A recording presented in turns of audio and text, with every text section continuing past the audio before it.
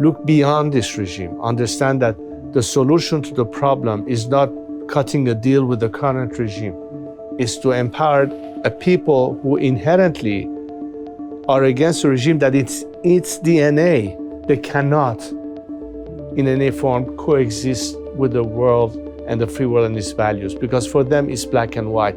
Their success is based on your ultimate destruction. Let's talk about what's your message to Christians around the world? Obviously the Bible is filled with, we just talked about the Cyrus portion and Queen Esther, but even the wise men who came to Bethlehem to find the king of the Jews, they reportedly came from Persia. These were astronomers who were watching the stars.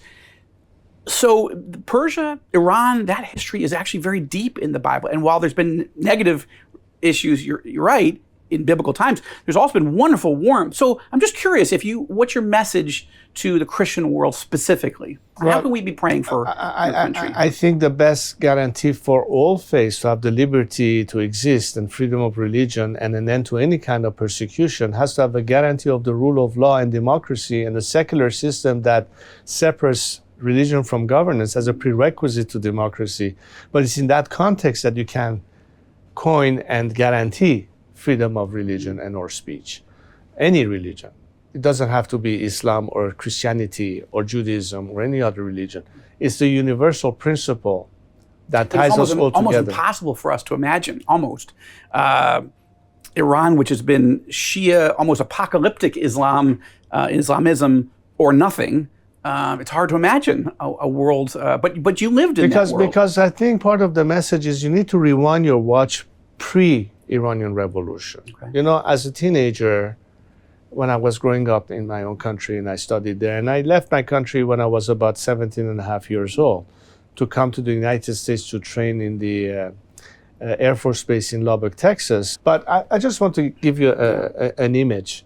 What teenager doesn't dream to play with the national Iranian soccer team and its players, that's what, and we did. But why I raise this, because, when our national team was playing, among them were people of all different kind of extractions, from the south, from the north, with different faiths and ideology, and we were all Iranians. Nobody said, oh, you are from this region, you're from that region, or you're a Muslim, or you're Jew, or you're Christian. That's the Iran pre-revolution. There were Jews in Iran, there were Baha'is in Iran, there were Christians in Iran. Now you see that as a result of this regime, the first wave of people who had to leave, who were immediately persecuted under this new ideology. Jews that had to leave Iran, Baha'is who had to leave Iran, and so on. How many converting out of the faith and became Christians in Iran and are being persecuted? We hear millions, but we don't know for sure. So it's all about, not just about the Christians, not just about the Jews, not just about the Baha'is, or any faith, or even atheists.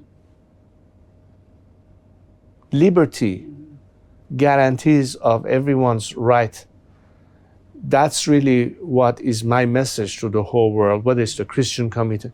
Why? Because having that freedom to practice your faith with no fear has to be edged into a guarantee of law and the rule of law. That's what I'm calling for Iran, for my country. So the very same liberties that the free world enjoys under those guarantees, that's what we want for ourselves. The kids who are fighting in the streets today, despite knowing that they may end up in jail, tortured, or even executed, understand the cost to achieve that.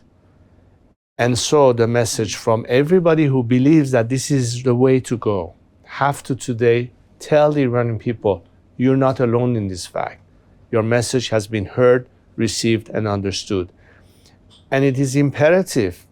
It is a moral obligation from any human being or persons who can influence their decision makers, their lawmakers in every country, to say, put an end to this injustice. We demand that you implement the policy that will put an end in that, not by you doing it, but helping the Iranian people overcoming. We need your support. We need you to be on the right side of the equations.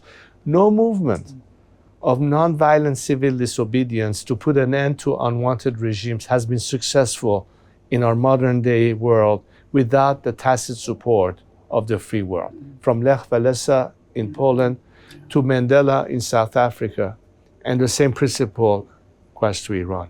Look beyond this regime. Understand that the solution to the problem is not cutting a deal with the current regime. It's to empower a people who inherently are against the regime, that it's its DNA. They cannot, in any form, coexist with the world and the free world and its values, because for them it's black and white. Their success is based on your ultimate destruction. That's the way they think. You cannot have a solution of compromise with them. Two quick last things. First, there are prophecies in the Bible, Ezekiel 38, 39, but also Jeremiah 49, that really talk about the judgment of the God of Israel against the leadership, not the people, but the leadership of Iran.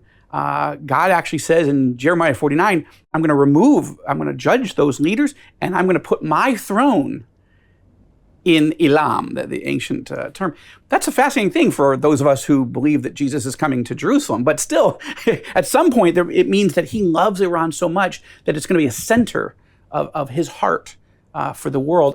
One of the things that brought down the evil empire of the Soviet Union was the prayers of millions and millions of Christians all over the world, and certainly the rebirth of Israel in 1948 after almost 2,000 years of exile, the prayers of millions and millions of Christians. Not only, right, there are other people working hard, but I want to encourage you, first of all, thank you for speaking on TBN, on the Rosenberg Report, to get your message out to the evangelical world. But I want to encourage you to do more, because I think that's an alliance that could really help.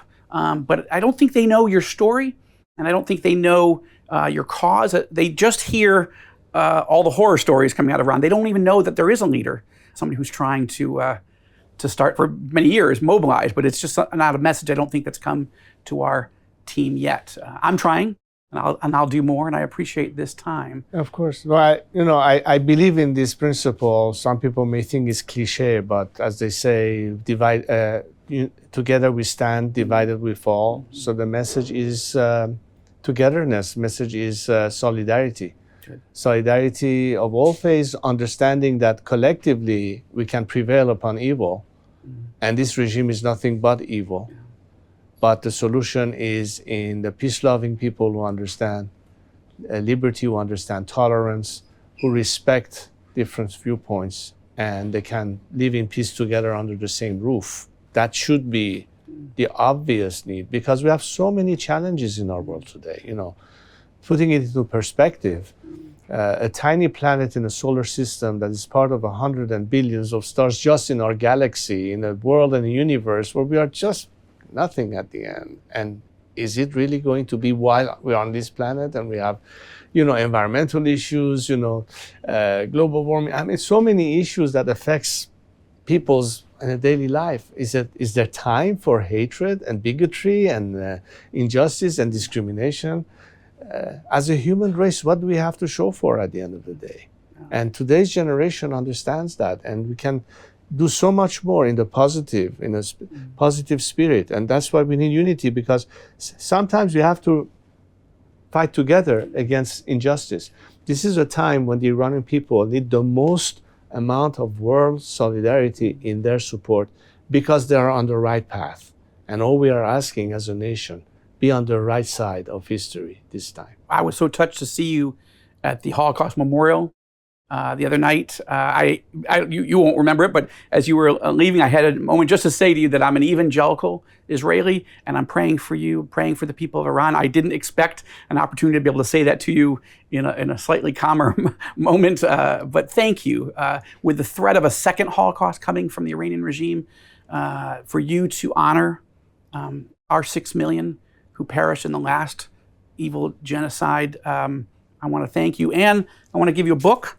Right now, this is a nonfiction book I wrote about my meetings with all the leaders in the region: Mohammed bin Salman, Mohammed bin Zayed, King Abdullah in Jordan, President El-Sisi, and Prime Minister Netanyahu. So it's my story as an evangelical. How, I've got no power. I'm not a billionaire, but somehow I've had a chance to sit with these leaders, and now with you. Right now, your country's an enemy, but I pray for the time that'll become an ally. Thank you so much. And I want you to know I'm praying for you, and I'm going to encourage millions of Christians to do the same. It will happen. The question is not whether it will happen, but when it will happen. The whole point is the sooner it happens, the less cost and more destruction. So I hope that we can expedite this so yet another generation of Iranians are not victim of these atrocities. I pray that you're right. Your Excellency, thank you for so your much. time. I'm Appreciate honored to meet you. Thank you very much for this Look forward opportunity. to tracking your story as in the days and weeks ahead. Thank you so much. Bless you. Appreciate it. Thank you. Well, I'm absolutely astonished that the Crown Prince of Iran, Reza Pahlavi, has come to Israel, spent so many days, almost a full week here, meeting with senior Israeli officials, meeting with Jewish leaders, meeting with Christians, meeting with Baha'i and others here, and bring his message everywhere he went of a free and democratic Iran. And again, his fascination with Cyrus the Great intrigues me. I'm fascinated that he's fascinated with Cyrus the Great, the man who literally liberated the Jewish people from exile in Persia, and then, of course, financed not only the Jewish return here to resettle the land of Israel, but also financed the building of the temple, the rebuilding of the temple. This is just an amazing story, and I had such a great joy of sitting down with Reza Pahlavi. I find him a warm man with a magnanimous heart, a man who cares very deeply for his country, a man who took a lot of risk politically, but also security risk to come here to Israel. As you saw, I asked him, isn't this a risk? And yes, it is. But on the other hand, he decided it was worth that risk.